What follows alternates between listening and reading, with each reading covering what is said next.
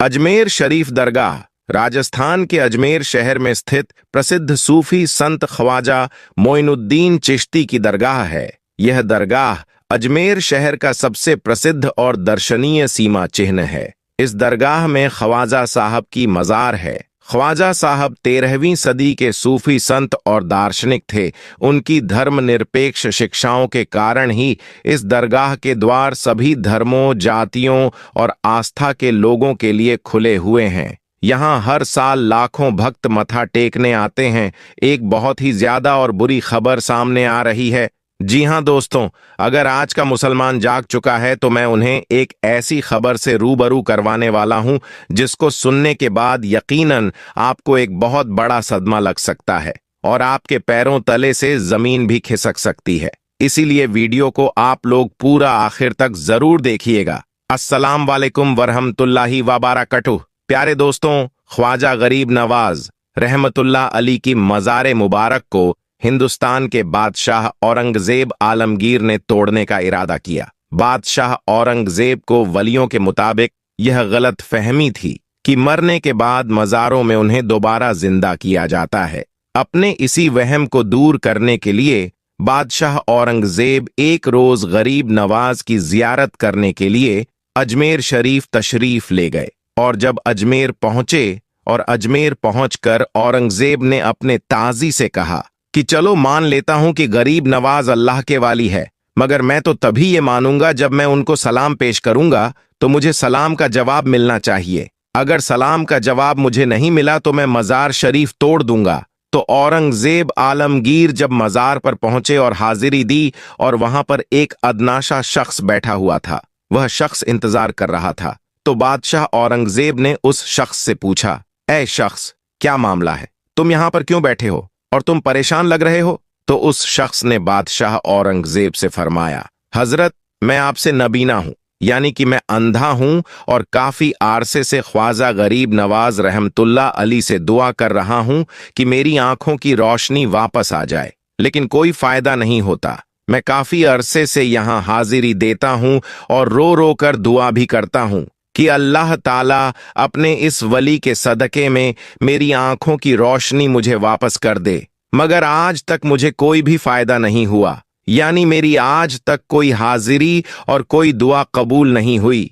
तो बादशाह औरंगजेब ने उस शख्स से कहा कि मैं मज़ार पर सलाम पेश करने के लिए जा रहा हूं और जब मैं वापस आऊं और तब तक तेरी आंखों की रोशनी तुझे वापस न मिली तो मैं तलवार से तेरी गर्दन उड़ा दूंगा। इतना सुनना था कि वह अंधा शख्स और भी ज्यादा परेशान हो गया और ज्यादा गमगीन हो गया और वह अंधा शख्स यह सोचने लगा, अब तक तो मेरी आंखों की रोशनी नहीं थी, लेकिन अब मेरे गर्दन की बारी आ गई है। यानी वह अंधा शख्स कहने लगा, अब तक तो मैं मेरी आंखों से परेशान था, लेकिन मेरी आंखों की रोशनी नहीं है, मैं अंधा हूं। लेकिन बादशाह ने जब मेरी गर्दन उड़ाने की बात कही है, यानी अब मेरा बचना बहुत ही ज्यादा मुश्किल नजर आ रहा है। फिर उस अंधे शख्स ने जोर जोर से रो रो कर और तड़प तड़प कर ख्वाजा गरीब नवाज से फरियाद करने लगा। और जब बादशाह औरंगजेब ने ख्वाजा गरीब नवाज को सलाम पेश किया, यानी कि जब बादशाह औरंगजेब मज़ार के पास गए और मज़ार के पास जाकर उन्होंने सलाम अर्ज किया तो मज़ार में से कोई जवाब नहीं मिला। जब बादशाह औरंगजेब ने एक मर्तबा सलाम पेश किया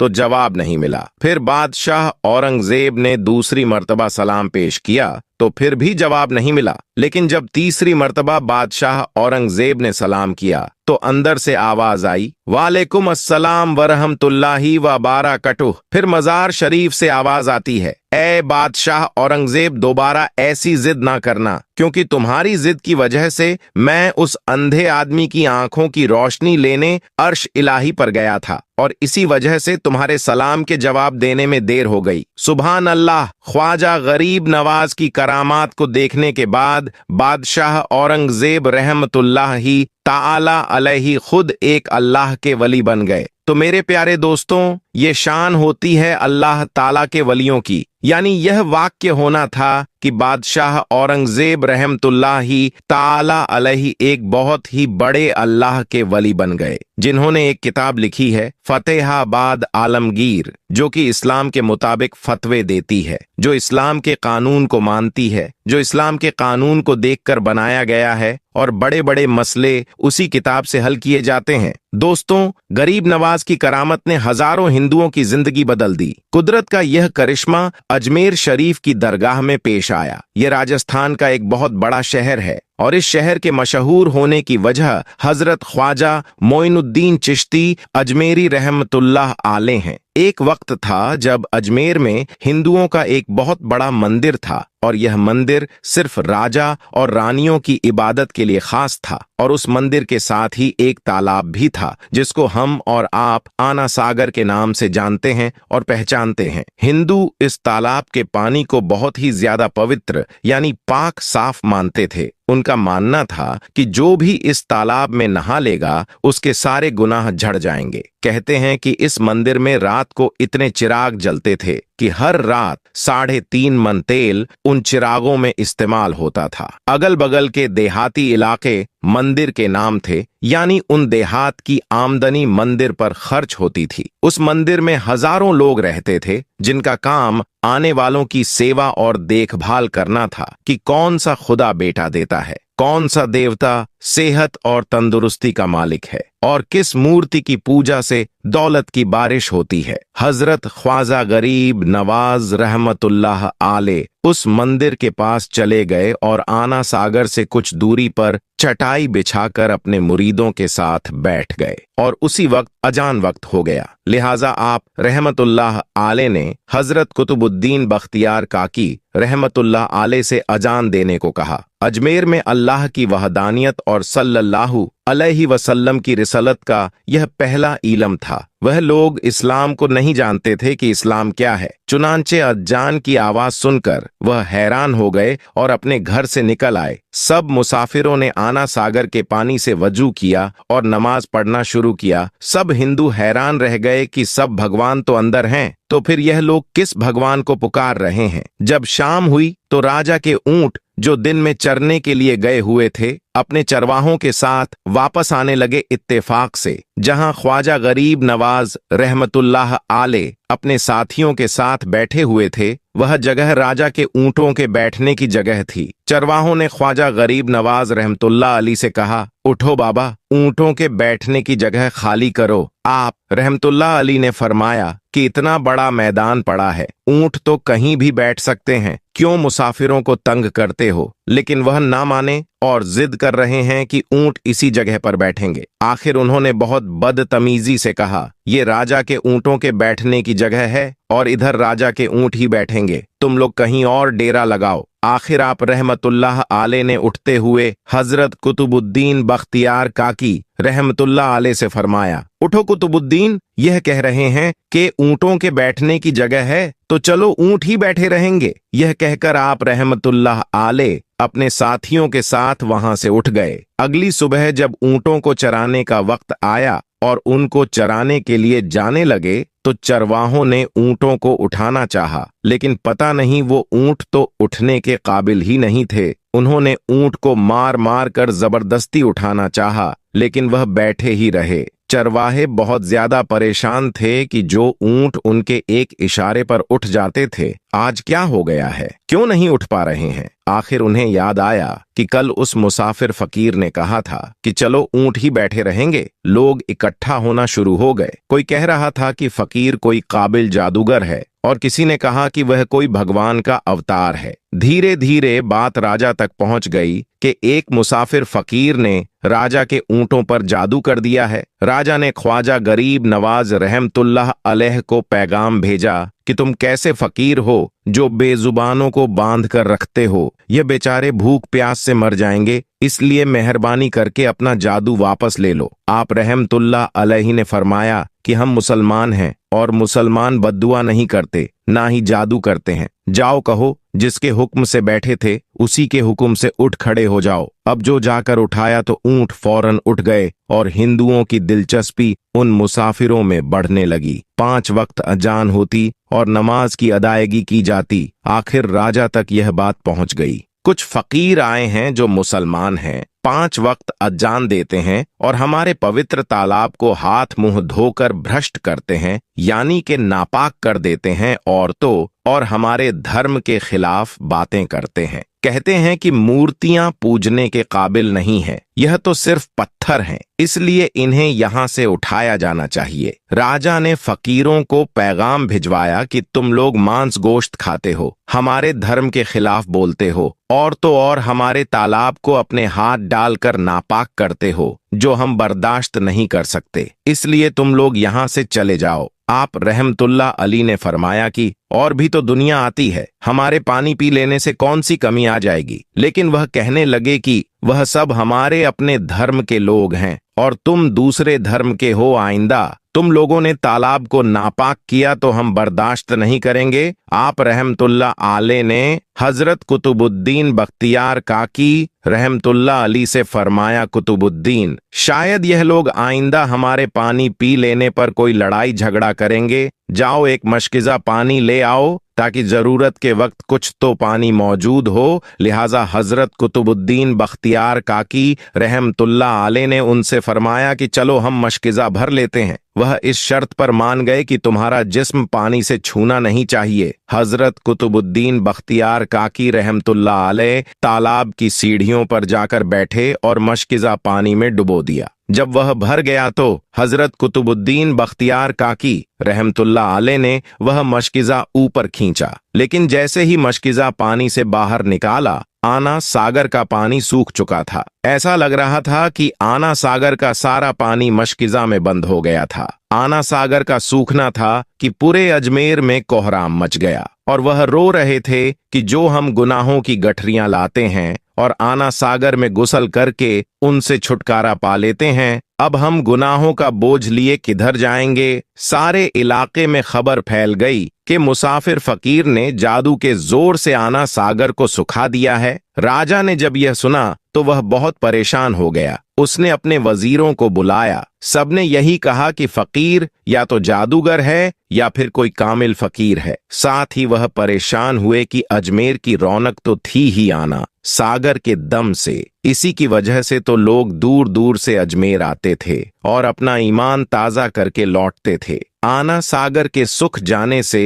हिंदू धर्म के प्रचार को बहुत बड़ा धक्का लगा था और यह बहुत ही हैरान करने वाली बात थी। आखिर तय किया गया कि फकीर से बात किया जाए। आखिर वह चाहता क्या है? अगर उसकी कोई जरूरत खाने पीने की चीज की है तो हम मान लेंगे, या फिर सब मर्द औरतें और बच्चे जाकर फकीर को मनाएंगे कि लोगों को परेशानी से बचा लीजिए और हम पर रहम कीजिए। हम पाप का बोझ उठाए किधर जाएं और कैसे सुकून पाए। यह काम ज्यादा आसान था। लिहाजा सारे लोग बाबा साहब रहमतुल्लाह आले के पास आए और बोले, बाबा तुम भी वजू कर लिया करना, लेकिन भगवान के वास्ते हमारा आना सागर हमें लौटा दो आप। रहमतुल्लाह आले ने हजरत कुतुबुद्दीन बख्तियार काकी रहमतुल्लाह आले से फरमाया, जाओ हजरत कुतुबुद्दीन, मशकिज़ा वापस तालाब में डाल दो। जैसे ही मशकिज़ा तालाब में उल्टा गया तो आना सागर किनारों तक उछल आया। उस पानी ने कई दिलों को धो डाला। हिंदू कौम की अपनी तारीखी किताबों में भी हिंदू इतिहासकार इस बात को मानते हैं कि उस शाम 32,000 हिंदू कलमा पढ़कर